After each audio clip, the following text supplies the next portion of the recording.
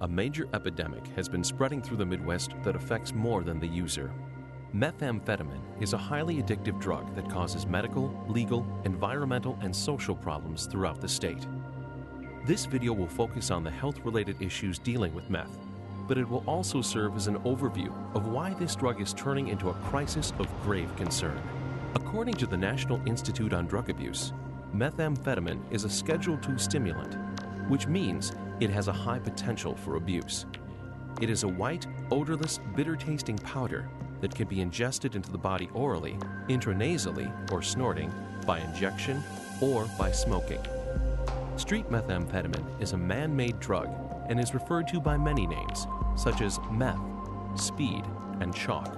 Methamphetamine hydrochloride, which are clear, chunky crystals, can be inhaled by smoking and is referred to as ice, crystal, glass, and tina.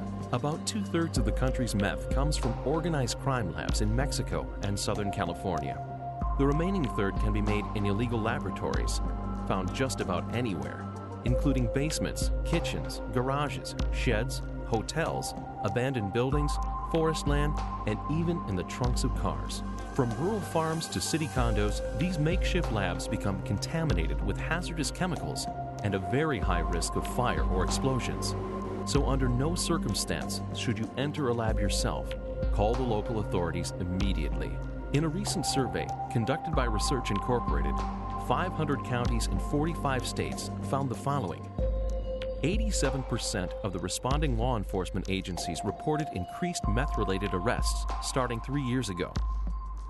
58% of counties said that methamphetamine was their largest drug problem, followed by cocaine, marijuana, or heroin. 50% of the counties estimated that 1 in 5, or 20% of their current inmates, were housed because of meth-related crimes, while 17% of the counties cited that over half of their population were serving time because of methamphetamines. And other crimes are also increasing as a result of meth. 72% of respondents reported an increase in robberies or burglaries. 62% reported increases in domestic violence and simple assaults. Identity theft has also increased. The impact of meth on children survey showed that 40% of all child welfare officials reported increased out-of-home placements because of meth in the last year. There is also a concern that these drug-endangered children are at a greater risk of chemical exposure, especially coming from homes where meth is made. The dangers to a child are going to be the same, if not even more so than an adult, because the child doesn't know what he or she is dealing with compared to the adult.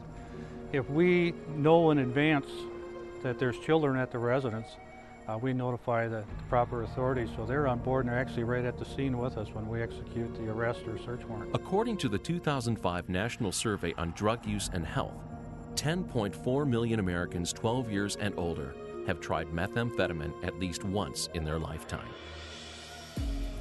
Using methamphetamine, addiction is addiction. It doesn't matter what the substance is. So when we work with individuals with methamphetamine as their drug of choice, we still work on understanding the disease concept of addiction, understanding how addiction affects family members, understanding relapse prevention and putting relapse prevention plans in place. It's about, this is recovery. These are your support groups that are going to be beneficial for you. So with that respect, it's still the base of addiction, and that's what we're working with. Symptoms of someone addicted to meth can include anxiety, aggressiveness, confusion, insomnia, irritability, mood disturbances, and violent or schizophrenic-like behavior. They can also display a number of psychotic features, including paranoia, visual and auditory hallucinations, and delusions. Psychotic symptoms can sometimes last for months or years. Withdrawal from methamphetamine abuse can result in depression, anxiety, fatigue, and an intense craving for the drug. Abuse of meth is also linked to serious medical complications, such as heart damage, stroke, psychosis, and long-term neurological damage unlike anything seen with heroin or cocaine. While the effect on the brain and its ability to recover are not certain, brain damage can be seen in the users months after they have quit. The brain damage may be similar to that caused by Alzheimer's disease or epilepsy.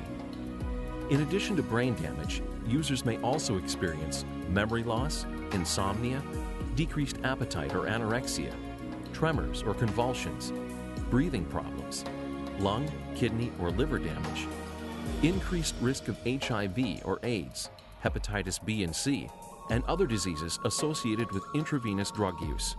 One visible effect of meth use can be open sores on the skin, caused by scratching due to a hallucination that insects are creeping on or underneath the skin. Meth also has a devastating effect on the user's mouth by reducing the amount of protective saliva around the teeth. Typically, users also consume excess sugared carbonated drinks, tend to neglect personal hygiene, grind their teeth and clench their jaws, which lead to what is commonly called meth mouth. And it's not only the users who are suffering from this drug. For every pound of meth produced, the cooking process creates 5 to 6 pounds of toxic waste. These hazards can be inhaled, ingested, or absorbed through the skin, posing very serious threats for other people in the home, including children, and emergency response teams called to these labs. These pollutants are also dumped on the ground and into rivers and streams, directly affecting the environment and countless other innocent people. In addition, 1 in 6 of these labs unexpectedly explode due to all the chemicals being used. Women who use meth while pregnant experience complications such as premature delivery, low birth weights, abnormal reflexes, and learning deficits. Child Protective Services also report more cases of neglect and inadequate supervision, as well as child abuse in meth homes. Know your resources, know who's out there, and find other things to do. So many people start using drugs and alcohol because they were bored. I was bored. They didn't know what else to do. Have those community events and those activities, or the family events, or as a family sit down and say, hey, we're going to do this instead. Find something instead of the drug and alcohol use. There is no simple solution to the meth crisis, but a PEAT plan of action has been developed that focuses on prevention, education, treatment, and enforcement. Prevention.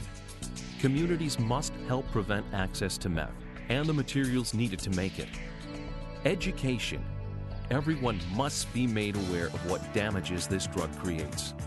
A lot has been done in this community in terms of prevention and education. There is a group here called MADAM, it's Moms and Dads Against Meth, and they go to fairs and they put out booths and they educate people that way. There's been a couple community forums where an organization will go to a school and say, hey, we're going to do this night on methamphetamine awareness. And they've had excellent results, hundreds of people coming to get information. Treatment. The physical and mental effects of meth use can be irreversible. Support groups and counseling to cope with the side effects may help, but early intervention is critical to its success. Meth is one of those substances that people do better if they have longer sobriety, longer term structured sobriety. So we're looking at programs that are a year long compared to the shorter treatment programs. There's a lot of programs that can keep someone sober, but no one can make someone sober. You have to decide that for yourself. Once that addict has decided to be sober, meetings, spiritual groups, drug court, wonderful programs. The structure, I believe, is very important for an addict to continue. So to me, that's probably the most important thing is that support network, whatever it might be. There's so many different support groups out there, but you have to have sober friends and people that you can contact at all hours of the night. Enforcement. Counties, cities, state, and federal agencies are spending millions of dollars and time to reduce and eliminate meth use in their communities. By safely removing meth labs and apprehending distributors and users, the supply of the drug can be reduced. There is rarely an epidemic that spreads across the nation like this one, affecting not only the users, but also innocent residents, law enforcement, and the environment. You can help by being educated and educating others about the damage this drug causes.